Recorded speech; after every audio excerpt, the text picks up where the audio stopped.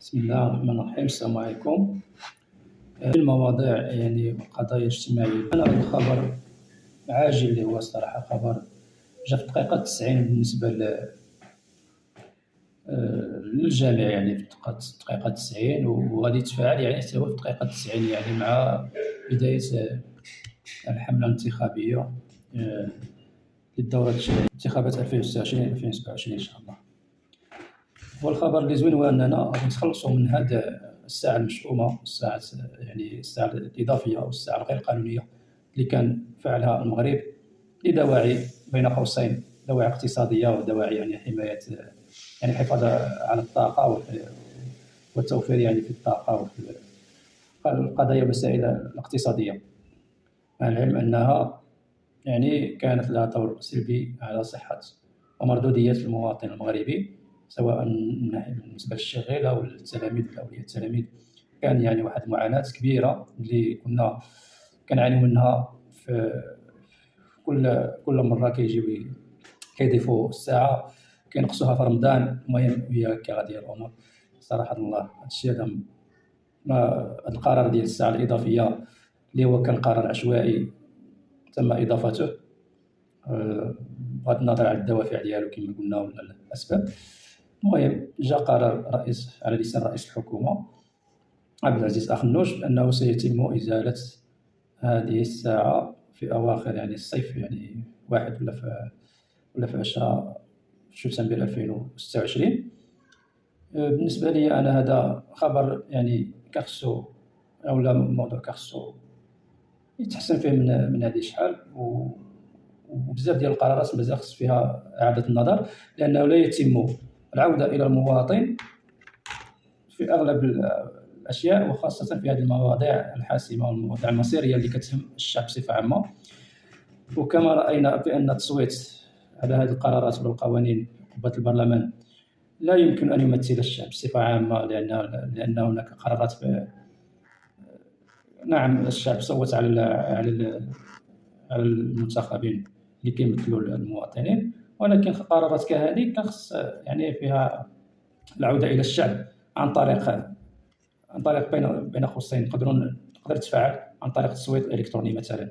علاش ما يدارش واحد التصويت إلكتروني ونشوفوا واحد الشريحة اللي صوتت بنعم أو لا، واش حنا مع ديك القرار ولا ضد ديك القرار، باش هكا تكون واحد العودة للمواطن، لأن المواطن هو اللي كيعيش ديك الحياة اليومية في ديك الظروف ديال الساعة الإضافية ولا الساعة العادية. هذا كمقترح بالنسبة لي أنا. أي موضوع وإلا أي قرار مصيري بالنسبة للشعب المغربي ضروري خص فيه العودة إلى الشعب المغربي، سواء بالتصويت ولا بالاقتراع ولا عن طريق التصويت الإلكتروني اللي هو أمر سهل وواحد التميم مصيري وكيخدم وغادي يخدم الجميع. لأن لا يعقل أننا حنا في القرن 21 وتجي تفرض واحد القانون لا يمثل، ولا واحد القرار لا يمثل الشعب بين قوسين. هذا القرار هذا لا يمثل الشعب. نقدر أنهم يشوفوا أنه فيه فائدة، ولكن بالنسبة للشعب كاين معاناة، يعني قرار كيبقى غير مدروس بصفة عامة، غير مدروس. هذا من جهة أخرى. بالنسبة لي أنا كاين واحد المسألة أخرى اللي هي عندها علاقة بالتوقيت المستمر. كذلك هذا القرار هذا بالنسبة لي كوجهة نظر شخصية هو قرار فيه من العيوب ما يطال قرار الساعة الإضافية.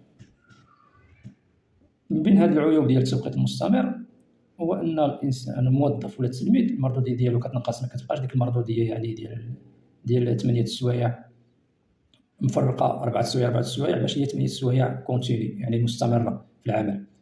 يعني باش تعطي واحد 30 دقيقة أن الواحد يمشي يصلي فيها ويتغدى فيها، الواحد يعني ما غاديش يقدر أنه أول حاجة يمشي يتغدى في دارو، يعني غادي تولي ديك الماكلة ديال الزنقة ولا كيدي معاه الماكلة وكنشوف كيفاش يتصرف هو، المهم وشي فين يصلي فين يهدى. المهم المسألة هذه خصو هو يدبر راسو في المسألة هذه. أنا اللي بغيت نفهم علاش ما يفعلوش يعني القانون التوقيت العادي، علاش ما يفعلوش التوقيت العادي من 8 ل 12 ومن 2 ل 6، ديك الفترة ديال الاستراحة البينية كيمشي واحد فيها لدارو كيصلي كيتغدى، يقدر يدير بوز واحد نص ساعة، كيرجع لخدمتو واجد ناضي. المهم في الخدمة كيكون مؤهل واجد، غتكون عنده واحد المردودية يعني بعد الاستراحة غتكون عنده واحد المردودية واحد الجاهزية نفسيه وجسديه باش انه يكمل العمل اليومي ديالو. هذه المهم وجهه نظر من ناحيه ديال التوقيت المستمر والتوقيت والساعه الاضافيه اللي اعلن عن الغائها اليوم. بالنسبه للقرارات كما قلنا قرارات يعني استراتيجيه ولا قرارات مصيريه بالنسبه للشعب، ما بقاش ان العوده الى البرلمان وتصويت البرلمان يكفي. بالنسبه لي وجهه نظر ما بقاش يكفي، يعني ضروري كمقترح تكون واحد التصويت الكتروني يعم الشعب بصفه عامه، وتكون المندوبيه الساميه للتخطيط هي يعني والهيئات والوكالات المعنيه بالامر مشرفه على هذه المساله هذه. وباش الامور تحسن، لان لا يعقل ان تفرض على الشعب قانون اغلبيه ما عرفش الاستفتاء ديالهم واش باغيين ولا ما باغيينوش. يعني المساله هذه بالنسبه لي المساله هذه لا يعقل انك تفرض على الشعب واحد الحاجه وانه غادي يخدم بواحد التفاني وغادي يخدم بواحد المسؤوليه، وهو ديك الحاجه مضغوط وما باغيش يخدمها، ما باغيش يطبق عليه ديك القانون هذا. وبالنسبه لي التوقيت المستمر عنده واحد العيوب اللي هي انه كما قلنا كاين ضياع ديال نقدروا نقولوا ضايعين آلاف ولا مئات الآلاف ديال الساعات كخساره، لان توقيت 8 السوايع راه ماشي كنا كنخدموا 8 السوايع، ما غاديش نقدروا نقولوا كنخدموا 8 السوايع كلها ديك التوقيت المستمر. وديك نص ساعه راه يكذب عليك اي واحد يقول لك انا كناخذ نص ساعه وكنرجع، ولا ما كان الا لا ما مشاش يتغدى ما خرجش، راه نص ساعه لا تكفي انك تمشي تصلي فيها تتغدى فيها وترجع تكمل الخدمه. الى هذا الشيء بالنسبه لواحد اللي غادي يمشي يتغدى في دارو مثلا، انا ما كناكلش الماكله ديال الزنقه، غادي ندير انني نوفق ما بين التوقيت المستمر هذا ونمشي للدار نتغدى ونصلي ونرجع. يعني الا كان انني نبقى يعني حتى ل4:30، لا غادي نبقى حتى ل4:30 بلا غدا نقدر نصلي تما في الخدمه ماشي مشكل، بقى حتى المردوديه غادي تنقص. اذا من اجل عدم الاطاله عليكم الفيديو ديالنا ان شاء الله غادي يحبس هنايا، وعلى غرار يعني هذه القرارات والقوانين كما قلنا بالنسبه للساعه الاضافيه او التوقيت المستمر الذي يبقى هو في الصراحه قرار وقانون يعني ماديا يعني ومن الناحيه الميزانيه هو غير ملموس، يعني من الناحيه الماديه غير ملموس، ولكن له اثار اقتصاديه واثار يعني على المجتمع بصفه عامه، اثار سلبيه، وبالتالي بطريقه مباشره او غير مباشره سوف تؤثر على ميزانيه الدوله، ومن ناحيه المردوديه ومن ناحيه عدد ساعات العمل التي غالبا يتم اهدارها غالبا، لان 8 سوايع كعمل الناس يعني بخلاف نصف ساعه استراحه يعني بينهم على كل واحده ولا 12 ونص. فنقدروا نقولوا ان كل ربع ساعه زايده على ديك نص ساعه، ولا نقدروا نقولوا توصلت نص ساعه زايده ولا على حسب، راه بالنسبه لنا نجي نحسبوا العدد السنوي ديال الساعات المهدره غادي نلقاو الاف ولا مئات الالاف ديال الساعات بالنسبه لعدد الموظفين الاجمالي بصفه عامه. وهذا ما يعنيش ان الموظفين ما كيقوموش بالعمل ديالهم، ولكن ديك 10 دقائق ربع ساعه وكذا كتضيع. حنا ملي كنجمعوا بالالاف بالسنه كتكون بالالاف يعني ديال الساعات، عكس ان الواحد الا مشى من 8 الصباح ل 12 ويمشي ديك الساعه ديك الاستراحه البينيه ديال ساعتين من 12 ل 2 هذيك كيمشي كافيه بانه يرتاح وياكل ويصلي ويرجع، وبالتالي غادي يكمل العمل ديالو عادي. يقدر ان التوقيت المستمر يكون في الصالح مثلا ديال بعض القطاعات، بين قوسين بعض القطاعات في الصالح ديال المواطن باش الاجراءات ولا المرفق يكون بالنسبه ليه سهل باش يقضي الغرض ديالو في النهار ما يمشيش ويرجع. ولكن في الاغلب القطاعات فهي غادي تكون فيها واحد السلبيات وواحد الاهدار للوقت والاهدار للاموال بالنسبه لمؤسسات الدوله المؤسسات العموميه للدوله.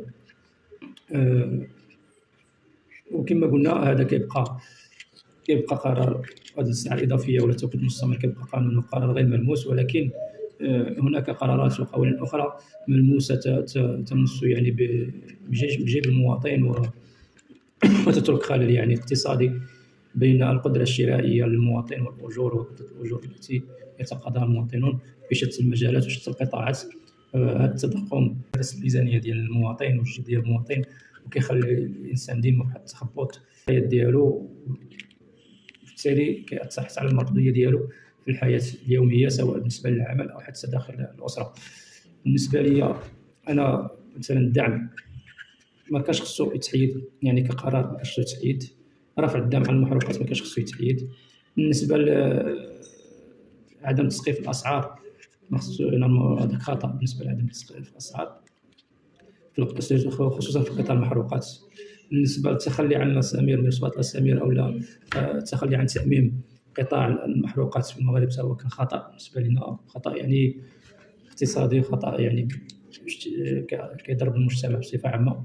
كاين إكراهات، كاين نعم، ولكن المعاناة ديال المواطن ما غاديش تكون بسبب يعني تراكمات ديال الديون، ولا تراكمات ديال واحد القرارات، واحد الدراسات، ولا واحد المخططات اللي هي بانت على الفشل ديالها لتعويضها بمخطط فاشل آخر. وهذا في حد ذاته كيدخلنا في واحد الدوامة، وكيدخل الأجيال في واحد الدوامة اللي ما نقدرش نخرجوا منها إلا ما خدمناش يعني على واحد القطاعات واحد الدراسة يعني اللي تكون ناجعة، وتحبس هذا الهدر وهذا الضياع ديال السنين ديال المغاربة في شتى المجالات. وشكرا لكم على هذه المشاهدة، ونعتذر عن الإطالة، ونتمنى أن تدعمونا بالاشتراك والدعم، وتركوا وجهة نظركم في التعليقات. إلى فيديو آخر، موضوع آخر اجتماعي إن شاء الله أو اقتصادي. كما نعود نذكر بأن القناة إن شاء الله كتدرس مجالات ثلاثة: مجال ديال السفر ما بين المدينة والبادية، ودراسة القضايا المجتمعية، سواء قضايا اقتصادية أو اجتماعية أو ثقافية.